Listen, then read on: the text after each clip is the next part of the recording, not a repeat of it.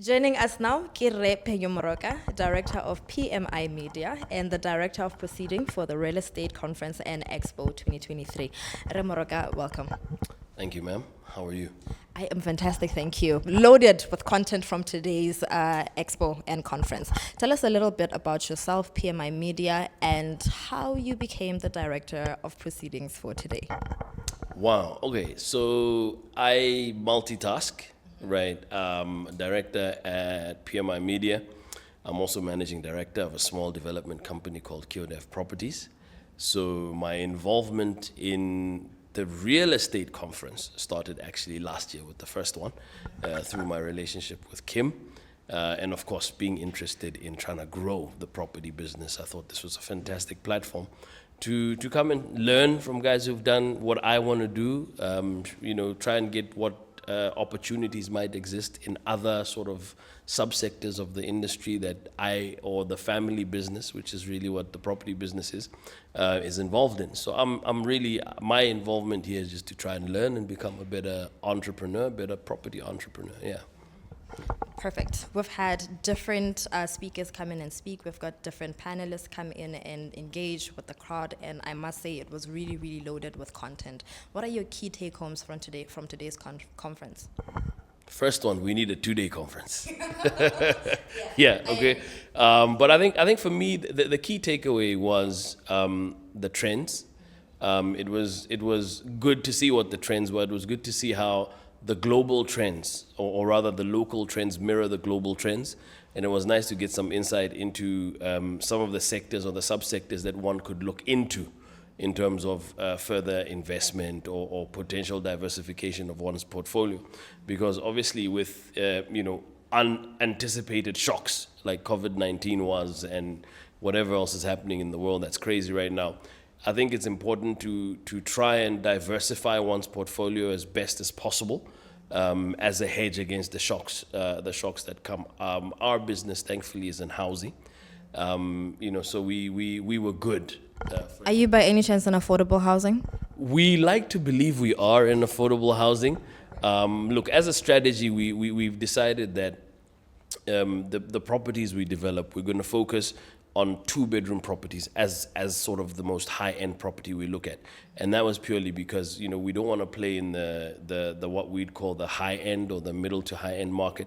There's massive demand in the middle, the lower middle, and the lower sort of segments of the market. So that's where we want to play.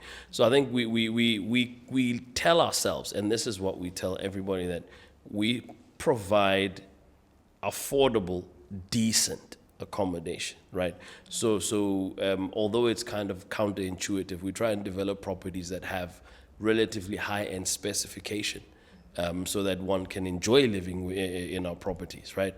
But also develop them in a way that the yield and the cash flow we get, makes business sense. So yeah, we're in affordable but decent accommodation, yeah.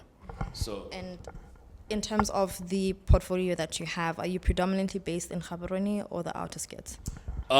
We actually predominantly based in the outskirts. I mean, we have some properties in South Africa as well, and we're focusing on the areas outside of the major metropolitan centers. It's only now, like in the last year or so, that we've developed something in Mogoditsan.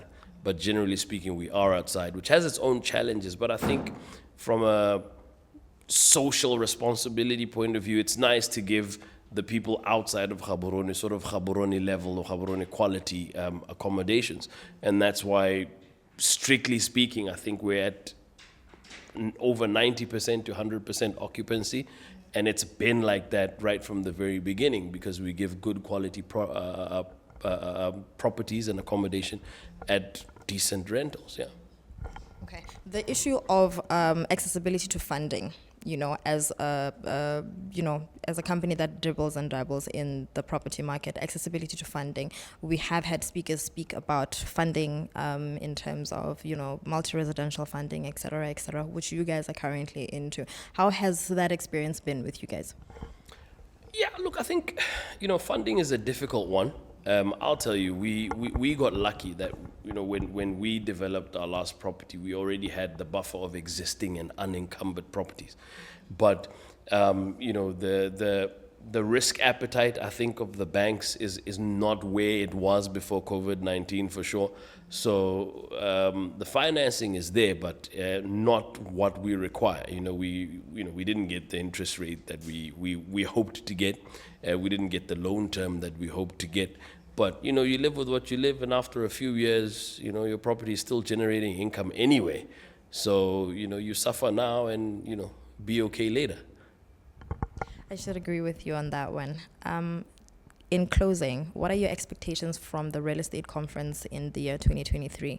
And will you be the Director of Proceedings 2024? Wow. Will I be Director of Proceedings in 2024? I sure hope not, because I'm exhausted, right? Okay. But if called upon to do it, yeah, I'll do it. For me, this conference, like I said, this conference is one event that I won't miss for as long as it exists, because I feel it adds a lot of value. It gives me a lot of insights. It also grows my network, within the property industry. So as a real estate entrepreneur, I think it's extremely valuable to be involved in whatever way I can be involved in. And if that means, directing proceedings again next year, yeah, sure, I'll do it. Yeah, maybe for a larger fee, but Perfect. Thank you very much, Phenyo Moroka, and see you next year. Oh, for sure. We'll be here.